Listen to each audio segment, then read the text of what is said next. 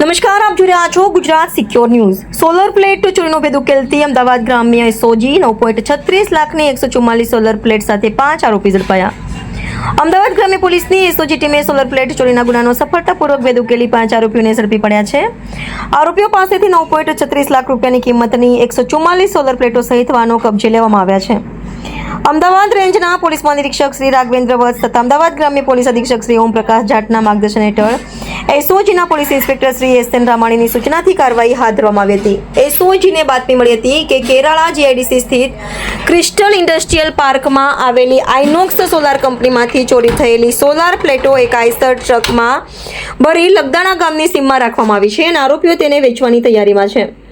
આ બાતમીના આધારે એસઓજીની ટીમે સ્થળ પર રેડ કરતા એક આઈસર ટ્રક, એક અલ્ટો કાર અને એક ટુ વ્હીલર સાથે 5 શખ્સોને ઝડપી પડ્યા હતા। તપાસ દરમિયાન આઈસર ટ્રકમાંથી આઇનોક્સ સોલાર કંપનીની 144 સોલર પ્લેટો મળી આવી હતી, જેની કુલ કિંમત રૂપિયા 9.36 લાખ થાય છે।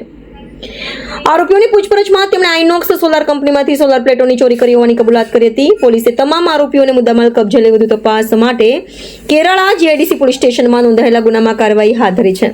અમદાવાદ ગ્રામ્ય એસઓજીની આ કામગીરીથી ઔદ્યોગિક વિસ્તારોમાં થતા ચોરીના ગુનાઓ સામે પોલીસને મહત્વની સફળતા મળી છે। Reporter Ramesh Solanki, Gujarat secure news, Bavla.